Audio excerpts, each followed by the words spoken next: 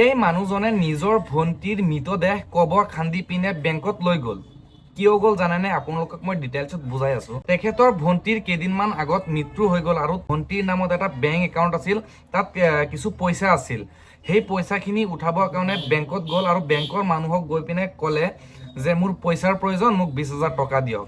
কৈছে একাউণ্টটো কাৰ নামত? কৈছে ভণ্টিৰ নামত। কৈছে ভণ্টিক লাগিব, নহ'লে পইচা দিব নোৱাৰিম।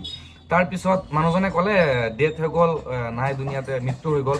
কৈছে নহ'ব, ভণ্টিক লাগিবই। তেখেতৰো ইমান শিক্ষা নাই, মানে জ্ঞান নাই, সেইকাৰণে তেখেতে কি কৰিলে, ডাইৰেক্ট কবৰস্থানত গৈ পিনে কবৰ খান্দি ভণ্টিৰ মৃতদেহ লৈ পিনে ডাইৰেক্ট আহি গ'ল বেংকত।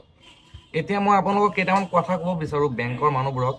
তেওঁলোকে বহুত কাষ্টমাৰক ৰেচপেক্ট নিদিয়ে। হয়তো তেওঁৰ উচ্চ শিক্ষা নাছিল, সেইকাৰণে ইমান বুজিব পৰা নাছিল, সেইকাৰণে ডাইৰেক্টলি গ'ল আৰু তেনেকৈ কুৱেশ্যন কৰিলে, লৈ আহিলে উঠাই। তো বহুত আছে এনেকুৱা যে কাষ্টমাৰক সন্মান নিদিয়ে ভালকৈ, যে মোৰ KYC কৰিব লাগে, এই নহ'ব এতিয়া মানে কাষ্টমাৰবোৰক মানে সন্মান দিব লাগে, নহ'লে ভালকৈ বুজাই দিব লাগে। ষ্টাফছবোৰে খুব ধুনীয়াকৈ বুজাই দিব লাগে। আৰু এই বস্তুটো বৰ্তমান ছ'চিয়েল মিডিয়াত পুৰা ট্ৰেণ্ড হৈ আছে। এই বস্তু আপোনালোকে দেখিছে হয়তো social media, Facebook, Instagram, YouTube, য'তেই নহওক আপোনালোকে দেখিছে। মানে কাহিনীটো হ'ল এনেকুৱা। গাইজ, মই সঁচাকৈ বিশ্বাসেই কৰিব পৰা নাই যে আজিৰ দিনত এনেকুৱা মানুহ আছে। আৰু এইটো বাদ দিয়ক, আজিৰ দিনত যে দুখীয়াৰ কোনো সন্মান নাই, এইটো দেখি আপোনালোকে বুজি লওক। যদি এই মানুহজনৰ জেগাত যদি বেলেগ ধনী মানুহ থাকিলে হয়, সাজ পোছাক VIP এনেকৈ কৰিলে হয় নে, যে ভণ্টি নাই, পইচা নিদিওঁ, কিবা এটা অপশ্যন দিলে হয় যে এইটো কৰক বা এইটো কৰক, KYC কৰক, ভেৰিফাই কৰক, নমিনী ওলাই লোৱা হওক, হয়নে নহয়?